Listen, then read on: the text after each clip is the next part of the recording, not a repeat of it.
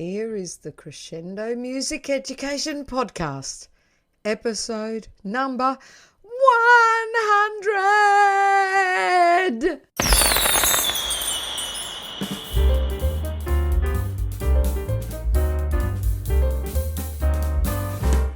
This podcast is being recorded on the lands of the Turrbal people. I acknowledge them as the traditional owners of the land and pay my respects to elders past, present and emerging. They were the first music makers on this land.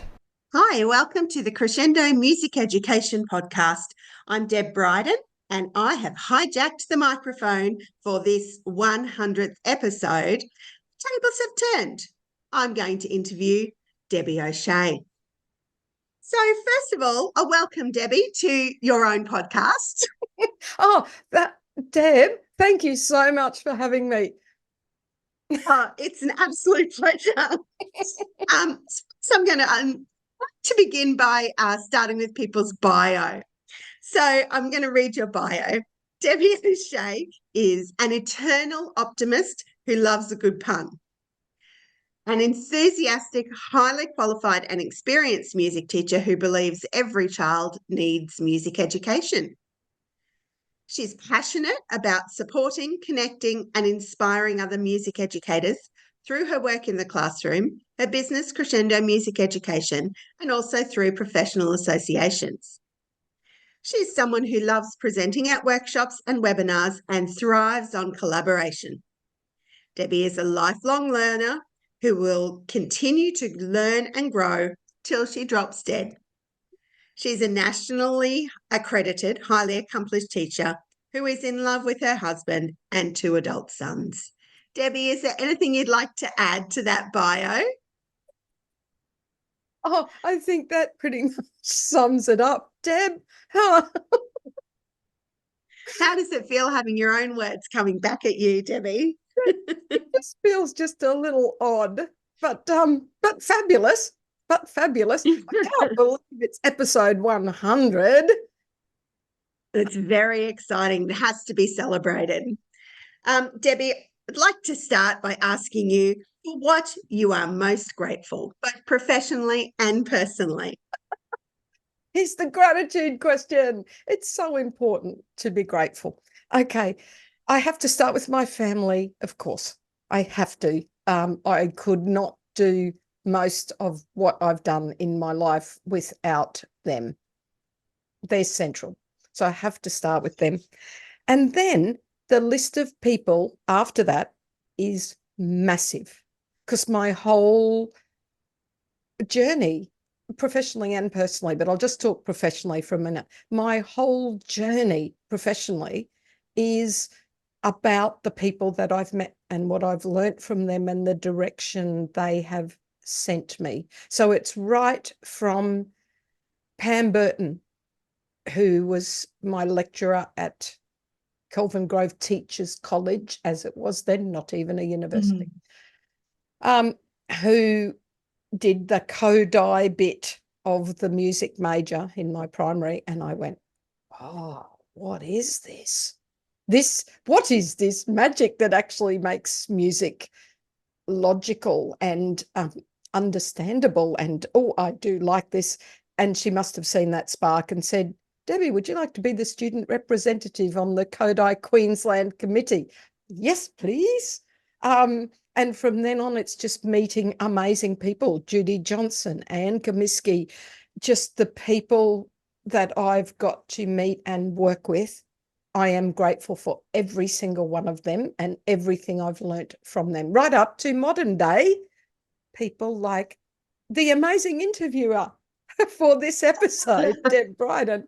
I'm most grateful for Deb in my life at the moment.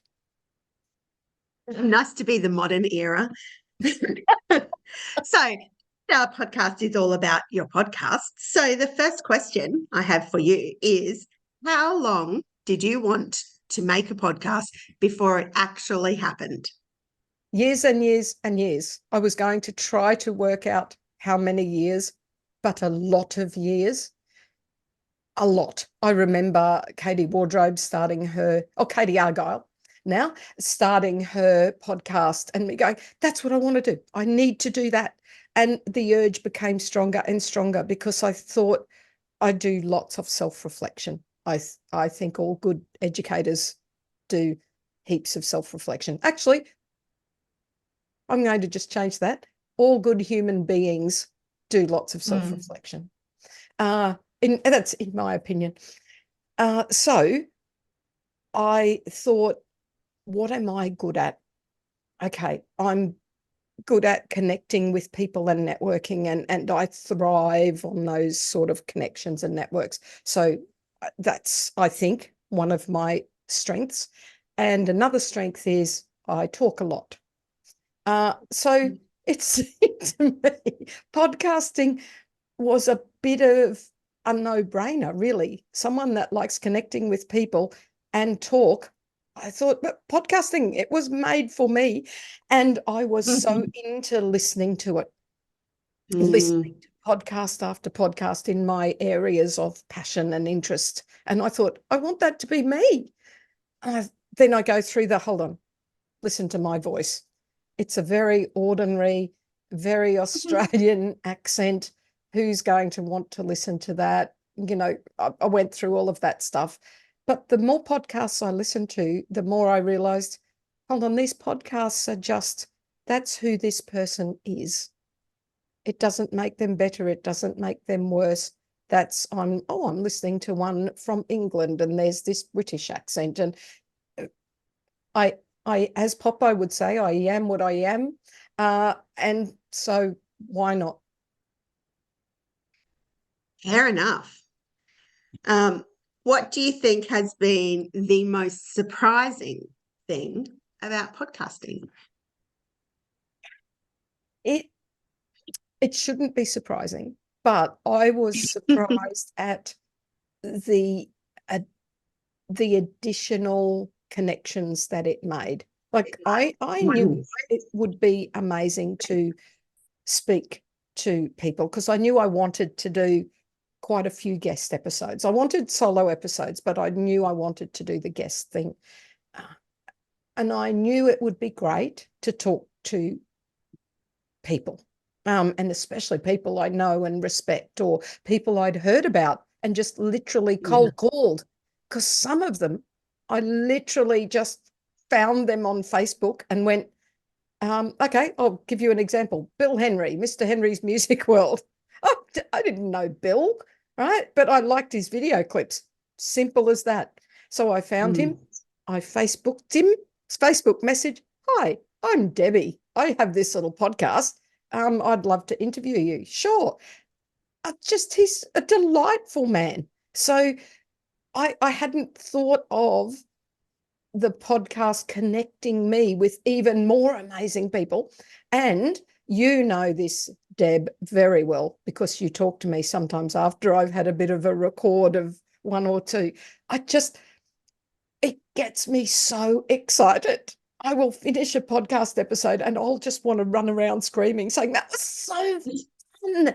Like, talk about float my boat. I loved the conversation. I loved what it's giving the people that are listening, because the people that are listening might not get a chance to hear what my guests want to say. And even if they reach an extra 100 people with their thoughts, that's amazing. Like I hadn't thought of it, which is stupid because obviously it is, as a platform for other people to tell the world what they want to say. So, yeah, the surprising thing is the joy and connectedness that I expected, but not in the volume that I'm getting. And, that goes back to your bio, doesn't it? One of your things you love is connecting people. So it's perfect for you. What do you think, now this is going to be hard, is the best thing about podcasting? You've probably just answered that, really, haven't you? I have, really. Saying it's about connection for you, isn't it? It is about the connection and getting the message to more and more people and convincing people that music is necessary for every child. The only downside in a way is that the people we're reaching are the converts. Yeah. Like I doubt Preaching to the choir. yeah, exactly. Like the principal that's really anti-music, right? That's giving the music teacher a hard time. Oh, they're not going to tune into the Crescendo Music Education podcast, are they? No. So it does, that leads to that question that I usually ask about advocacy. You know, how do we reach people that are not converted to, no, I will not use the word converted. I will use the word the ignorance of the importance of music education. How do we reach them? So, I guess though, Debbie, you're encouraging and emboldening the people who already do know to, you know, make more of a difference in their own little patch too. yes, yeah, that's true. Yeah, that's a good thought. So we've talked about podcasting in general, but for you as an actual practicing music teacher, what have you learnt through the podcast that's actually changed your own practice? So much. Every episode I learn, and I do love the personal stories too. I love that. But the question is, what have I learned that's changed practice? And there are a lot of little things all the way along. So I'm just going to try and pick out one or two. Right. So I am thinking, oh, for Bryson, I'll mention Bryson Tarbert. So Bryson came on and he was talking about inclusive practice, UDL, Universal Design for Learning. For learning. Yeah. I always just think of the Yeah. cans of UDL, you know, Scotch and dry cans and whatever. Sorry, I don't know if they have UDL anywhere else in the world or it's just Australian. Anyway, no, not the alcoholic cans of drink. All right.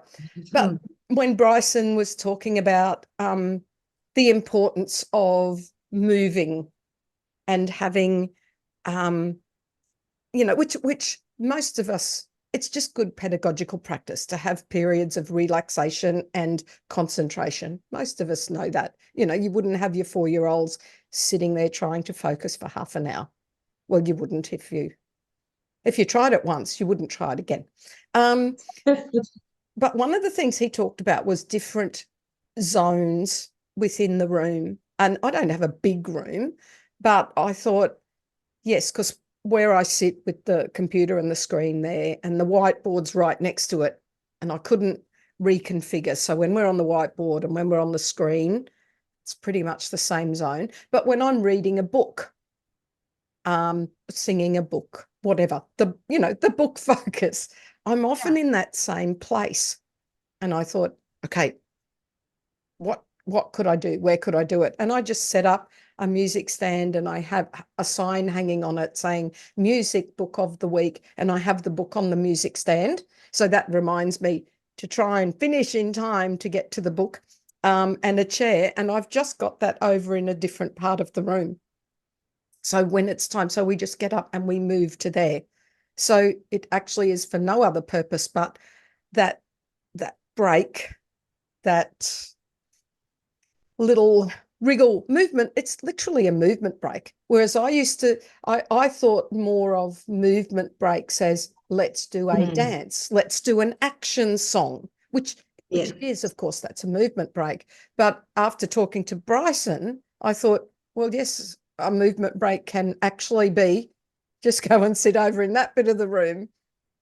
So that was something that affected, that I put into my classroom straight away.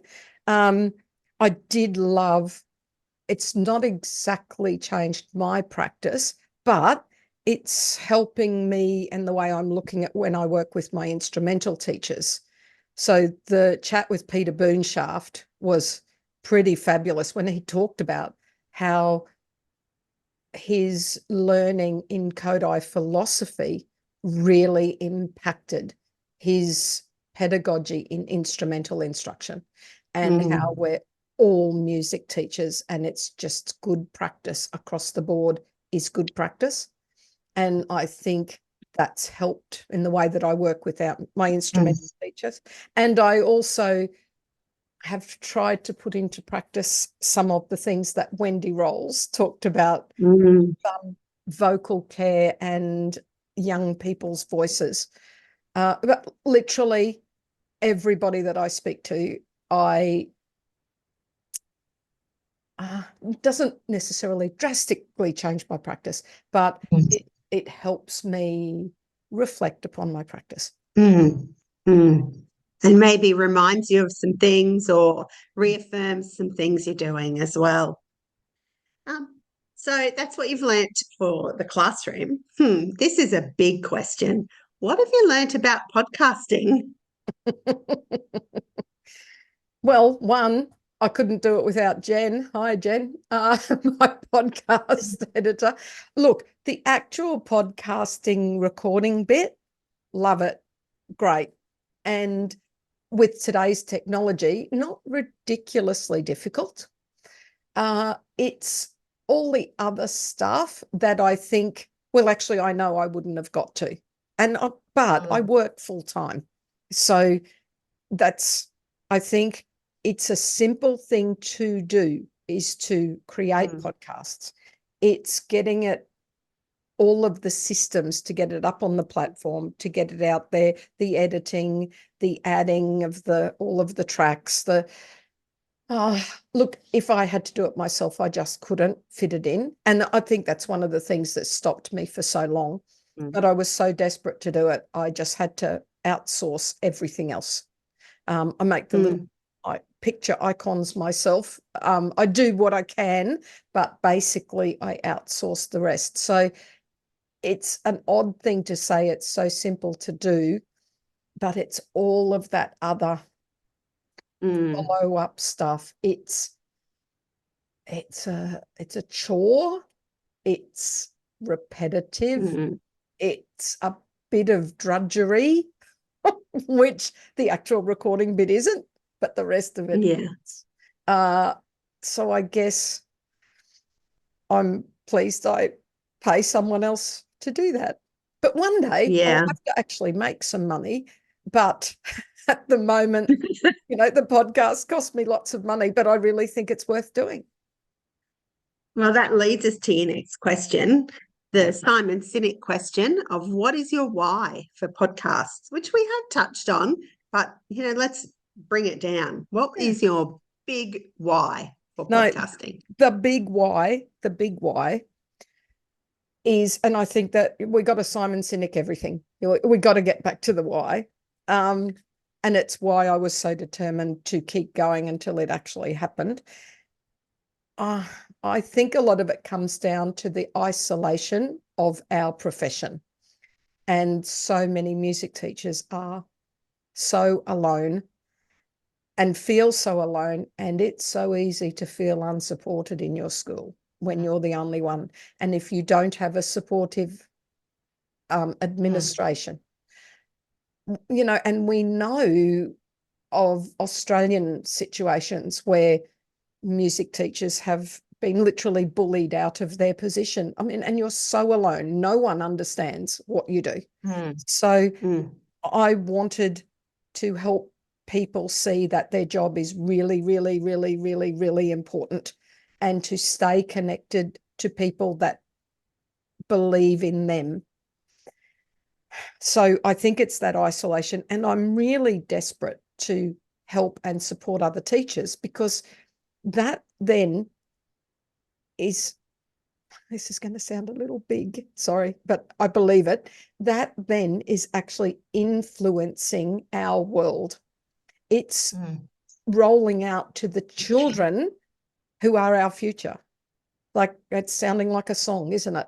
But I believe the children are the future.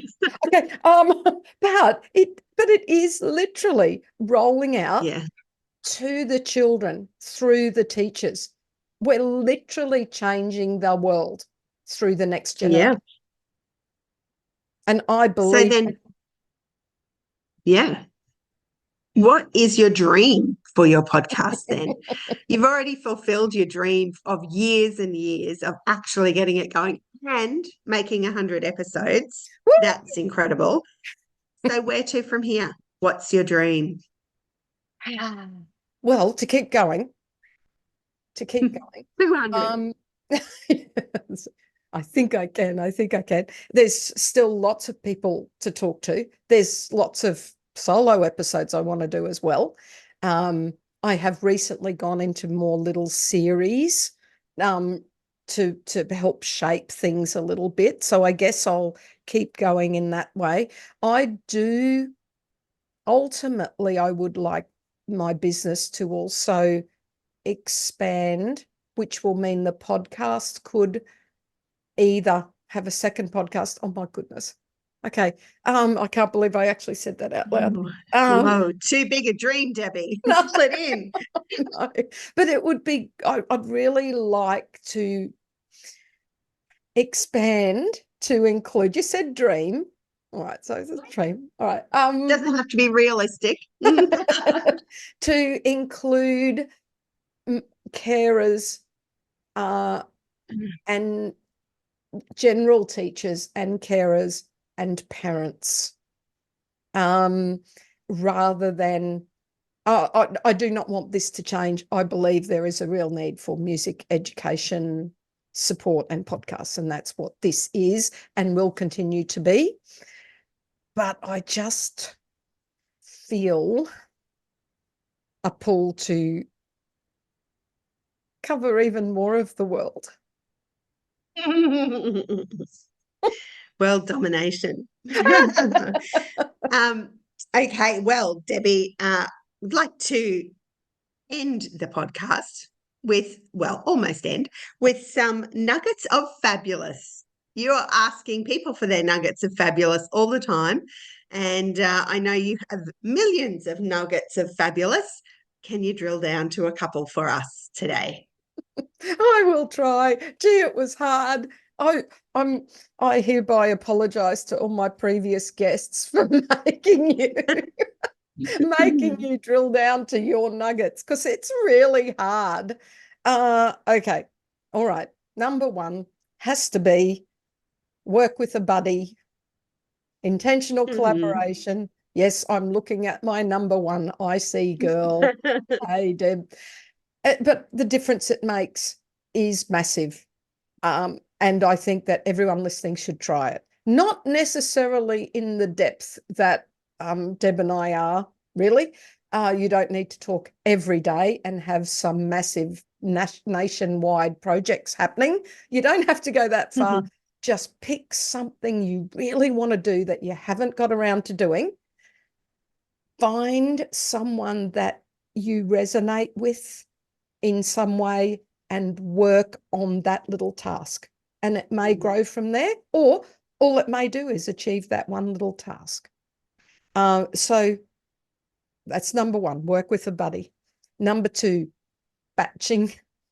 Now I've done a couple of episodes on batching, which I actually first heard about through listening to my business podcasts.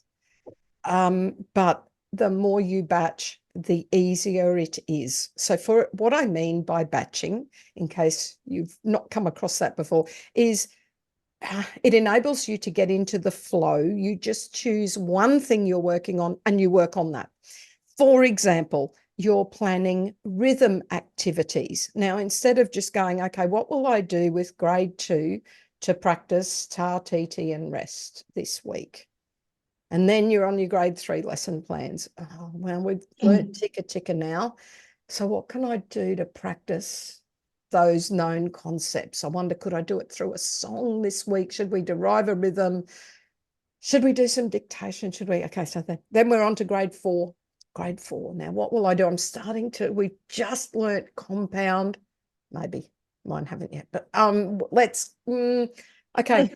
Think of all of that brain power when you can just go, okay, week 2, I think I'm going to do something with reading flashcards. Good. That's it. You have now done your rhythm activity for every year level. The next week, I think I have not done this for ages. I've bought the fly swaps. We're going to use the flashcards again. We're going to play swap the rhythm. I'm going to put it in the middle. We're going to have teams. We're going to come and I'm going to get them to swat the rhythm that I clap. Good. Everyone's going to love that. Grade sixes, grade twos, end of grade one, up to grade six. The next one, let's read a rhythm play along on YouTube. Quickly, I'll find them all. So you have just in the time that would take you to do rhythm practice activity in every year level for 1 week, you've actually done your term. So I just cannot recommend batching, and the busier I get, the more things I batch. You get in the zone, like even podcasting, not that it will always fall nicely for me at all, because it doesn't, because of time zones and stuff and, you know, people's responsibility. But even podcasting, you know, you sort of put on some lipstick and the lighting's sort of okay. Let's go. Let's get them done. So batching. I'm raving a bit, aren't I, Deb? I know that's not like me, is it? Look, yes. We all expect it and love it. Oh, well, thank you. Not sure about love it, but thank you. So we've got work with a buddy, batching, keep it fun. That's my nugget of fabulous. And it's, do you know what? I do it for myself, not just for the kids. Jokes. I used to have a joke of the week. I've let that slip. I might put that back in. Like, you know, really good jokes. Like what's brown and sticky? A stick. Like, you know, they get to really, actually, you know, you're really good at puns when even your students moan at your jokes. Use toys and stuff. And, you know, my Marvelous Music Manipulatives course is out with the lovely Deb Bryden, Alison McLeod and myself. And that is about bringing the fun and the joy into the learning, because we learn better that way. The kids learn better that way. And you're going to like your job more because it's fun. Yeah. And do you know, I also think it reminds you that they are kids. And, you know, when you see their reaction to all these fun things and the joy that it brings them, it does remind you that they are just little kids who really just want to play. And we should be harnessing that. yes, and I think it was when I was speaking to Jeanette Shorey recently on her podcast. I think the joy, I'm going to say something not politically correct here, really, but I think the joy is being sucked out of many classrooms with the emphasis on data and assessment and the overwhelm. Like, it's understandable. Class teachers are overwhelmed. We just need to have fun. And if our room can be the fun room, why not? Yeah.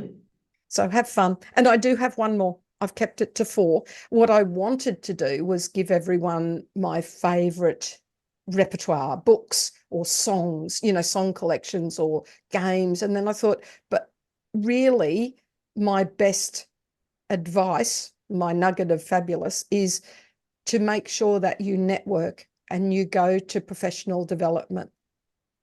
You do workshops, live workshops. You do webinars, you do all of those things, because that is where you get the best activities. It's where you get the best repertoire.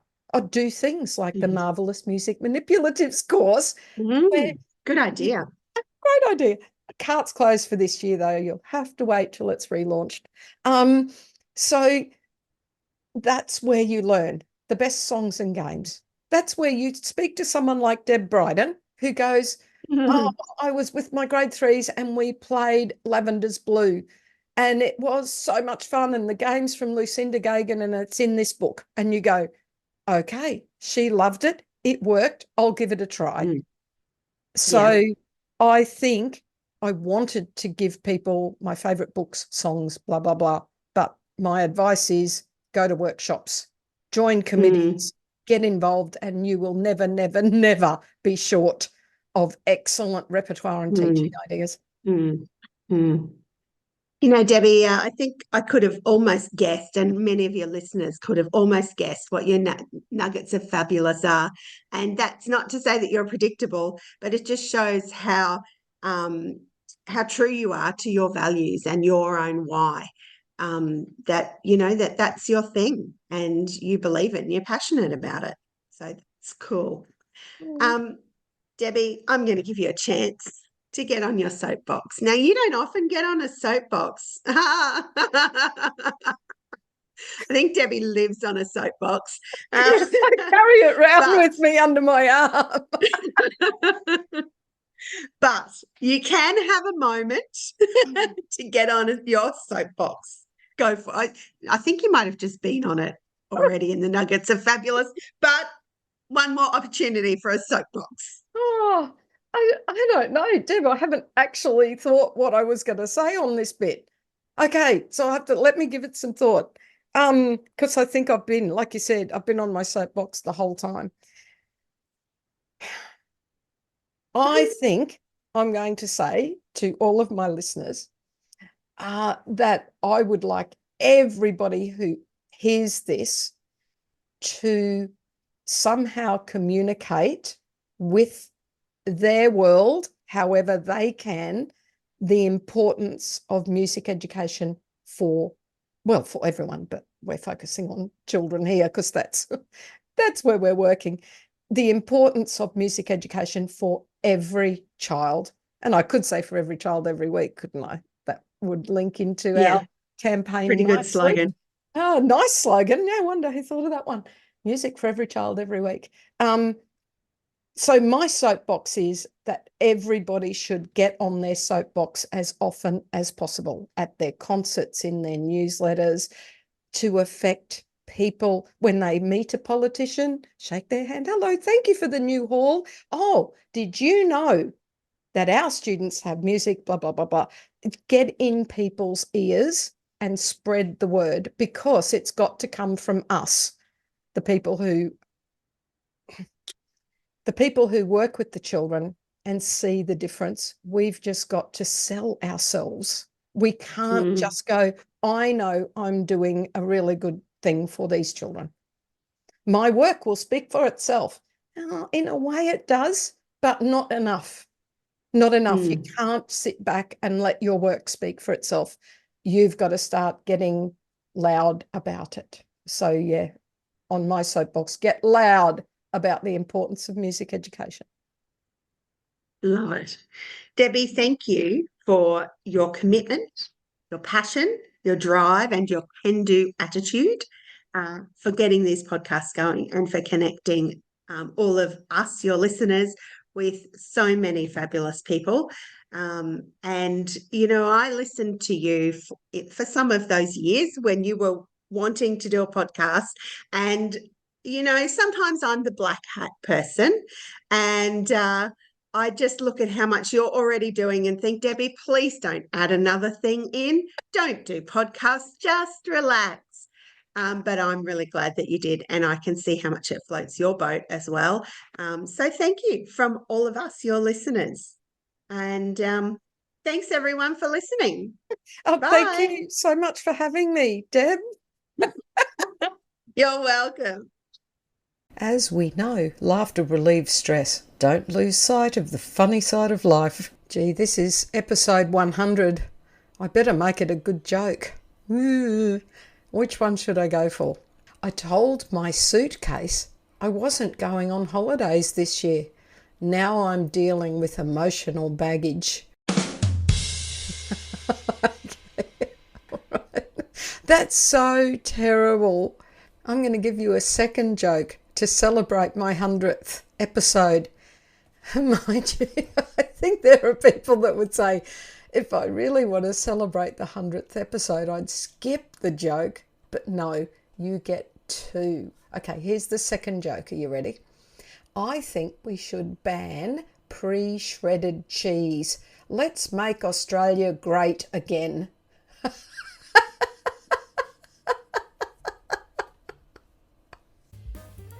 thank you so much for watching our Crescendo Music Education podcast. For more information about all things Crescendo, including membership and music education resources, visit us at crescendo.com.au. Don't forget to like and subscribe.